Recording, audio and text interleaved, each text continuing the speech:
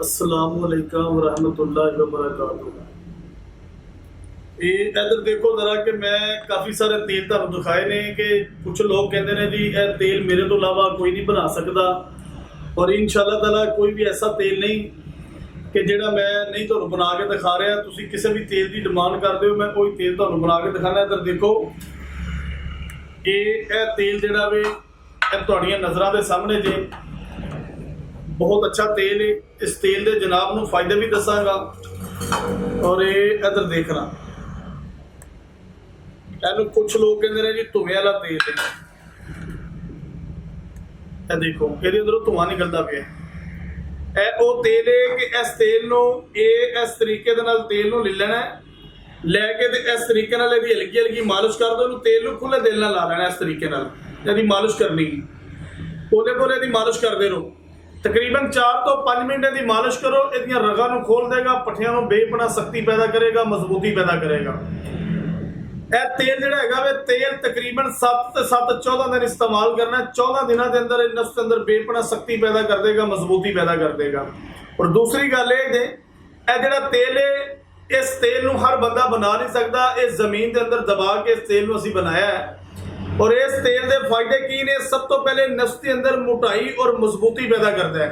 ये नफ्स नूं वड्डा नहीं करता।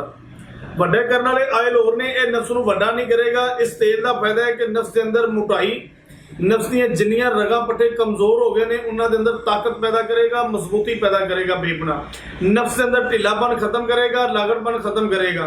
जेड़े बंदे दा नफ्स ठुक गया, नफ्स अंदर चले गए, अगों मोटा पिछों पतला हो गया, उन्होंने खत्म करेगा, इन्हों लेवल ते लैके आएगा।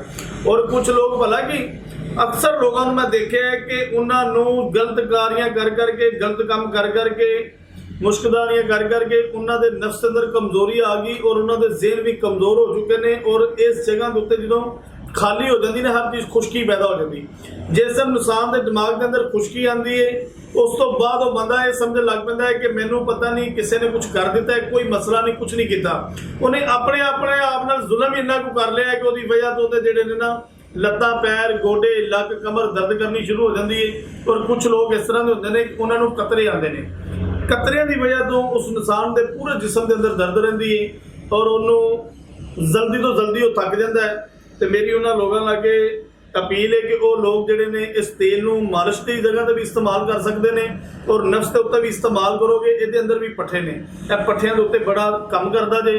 और दूसरी गल यह है कि जिस तरह ये तेल है वे तेल की मालिश करने के नाल इहदा नुकसान कोई नहीं, डर कोई नहीं। तुसी जदों मर्जी इस तेल इस्तेमाल कर सकते हो। सिर्फ इस तेल इस्तेमाल करके तुसी एसी के अंदर और पखे के नज़दीक नहीं जाना, तकरीबन 15 तो 20 मिनट और इस तेल की मालिश करो। तेल बेपना शक्ति पैदा करता जे, मजबूती पैदा करता जे। पुराने तो पुराना दर्द जोड़ों के अंदर, गोडे च, लक च, कमर च दर्द है, इनू दर्द के उत्ते लाओ और इंशाअल्लाह ताला दर्द को खत्म करेगा। और दूसरी गल है कि इंशाअल्लाह मैं दोबारा एक अगली वीडियो बना रहा वा, तुसी वो मेरी वीडियो देखो।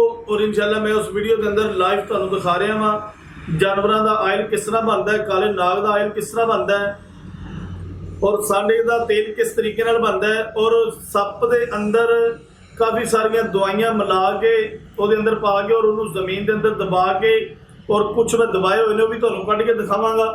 मुकम्मल तौर पर तिले जिहड़े ने इंशाअल्लाह ताला तुहानू कुछ दिनों के अंदर मैं तुहानू दिखा रहा। और इस तरह के तिले होणगे कि तुसीं जिंदगी पहली बारी देखे होणगे। और उस तिले का की फायदा होएगा, जिस टाइम मैं उन्होंने जमीन के अंदरों कढ़ांगा, तुसीं उंगल से लाओगे, फौरी तौर पर उंगल की मोटाई और लंबाई और मजबूती पैदा तुहानू दिखाएगा करके। और यह तेल देखो उंगल से लगी नूं कितनी देर हुई, यह देखो जरा। ये अपनी ईमान नाल दसना जरा तेल लाने नाल फर्क पिया कि नहीं पिया। देखो उंगल के अंदर मोटापन भी आ गया और ताकत भी आ गई है। और इस तरह ये आयल बड़ी जल्दी फायदा करता है, क्योंकि इज्जतदार बंदा इलाज कराता है। जो गैरतमंद बंदा होता है, जो बंदा बगैरत हो जाता है, उस बंदे ने की इलाज कराना है।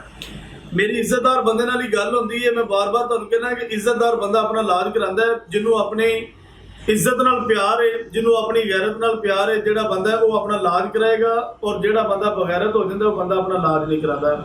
जिस तरह तुसी अपनी ख्याल करते हो ना, इस तरह इसका भी ख्याल कराया करो। वालों की पाकी कराया करो, सफाई कराया करो। निस्बे ईमान है तो मोमन की पहचान है। जिहड़ा बंदा टाइम नाल सफाई करता है ना, यकीन करके जानो कि उन्होंने कमजोरी नहीं आती। कई बंदे 2-2 महीने यकीन करके कहना नपाकी के वाल ही नहीं लाते। वाल लाओगे तो ਤੁਹਾਨੂੰ कमजोरी नहीं आएगी। और रात ਨੂੰ ਸੌਣ ਲੱਗਿਆ ਤੁਸੀਂ ਕੀ ਕਰਿਆ ਕਰੋ, ਨਾਫ ਦੇ ਅੰਦਰ ਵੀ ਤੇਲ ਪਾਇਆ ਕਰੋ। ਕਿਹੜਾ ਤੇਲ ਪਾਣਾ ਹੈ?